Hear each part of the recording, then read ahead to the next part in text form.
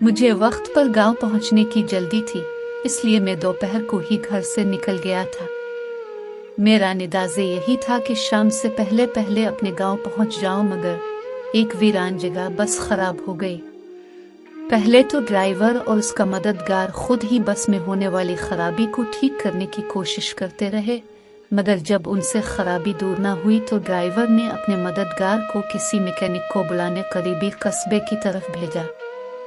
Mechanic के आने के बाद बस के ठीक होते हुए शाम हो गई। जब मैं अपनी मंजिल पे बस से उतर अधविरात का अंधेरा गहरा हो गया था। गांव तक पहुंचने के लिए मुझे एक कच्चे रास्ते पर चलना था। इस रास्ते पर अभी मुझे 3 किलोमीटर पैदल सफर करना था। मैं बड़ी सड़क से आतर के गांव जाने वाले इस रास्ते पर चल दिया। इस वक्त आसमान पे चांद था ना उसकी चांदनी। सितारों की टिमटिमाती रोशनी ने माहौल को खौफनाक और पुरस्रार बना दिया था। रात के सन्नाटे में अकेले सफर का ये मेरा पहला इत्तेफाक था।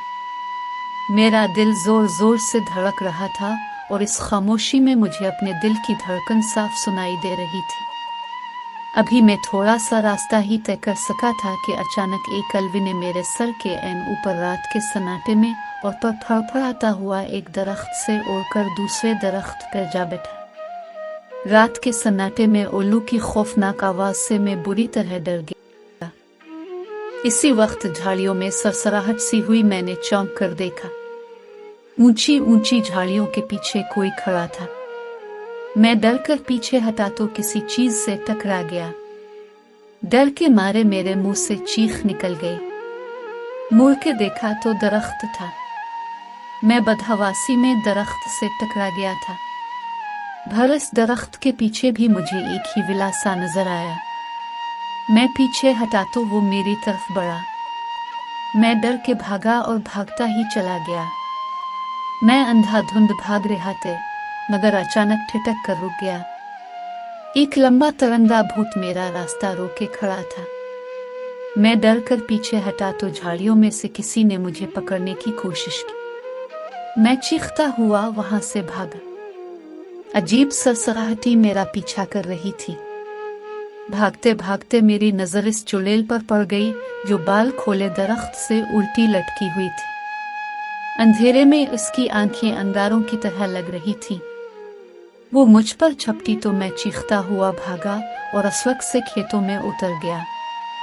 मैं फसलों और झाड़ियों को फलांगता हुआ भागा चला जा रहा था कि अचानक मीर बड़िया कदमों तले से जमीन निकल गई और मैं मुंह के बिल एक जोहर में गिर पड़ा। कीचड़ से भरे इस जोहर से बड़ी मुश्किल से बाहर निकला। कीचड़ और मिट्टी के लेप से अब मैं खुद भूत लग रहा था। सर्दी से मेरी कपकपी छूट गई थी। इस डर से कि वो बलाएं फिर मुझ तक ना पहुंच, मैं फिर भागने लगा। मैं एक लंबा चक्कर काटकर गांव के करीब पहुंचा तो यहाँ भी एक मुसीबत ताक में थी। गांव के कुत्ते मुझे भूत समझकर मेरे पीछे पड़ गए। इस नई मुसीबत से डर के मैं भागा तो घर का रास्ता भूल गया। बड़ी मुश्किल से घर मिला तो कुत्ते भी मेरे ताब में वहां पहुंचे।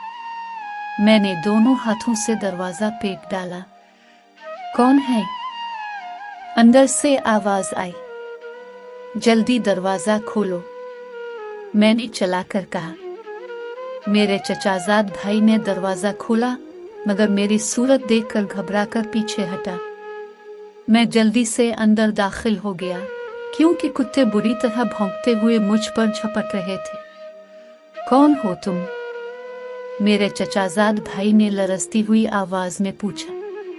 इतने में घर के दूसरे लोग भी उठकर वहां आ गए। वो भी मुझे देखकर डर गए, मगर जब मैंने अपना नाम बताया तो बड़ी मुश्किल से उन्होंने मुझे पहचाना। चचा जान ने पूछा, ये क्या हुआ? कुछ बलाएं मेरे पीछे लग गई थी, मैंने बताया। क्या? सब हैरत से मेरा मुंह तकने लगे। मैंने तफसील से बताया तो चचा जान हंस पड़े और बोले, वो बलाएं विलाएं कुछ नहीं थी। तुम अपने तस्वुरात से डर गए थे।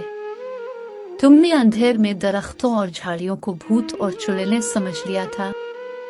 जब मेरे औसान जरा बहाल हुई तो मैंने सोचा चचा जान ठीक कह रहे हैं। ये मेरे तस्वुरात ही थे, जो अंधेरे में भूतों और चुड़ैलों का रूप धार गए थे। क्योंकि मैं हर वक्त भूतों और चुड़ैलों की कहानियां पढ़ता रहता था, उन्हीं ख्याली भूतों और चुड़ैलों ने आज मुझे सचमुच डरा दिया था। उफ खुदाया, तो ये सब मेरे तसव्वुर का करिश्मा था। मैंने सर थाम कर कहा,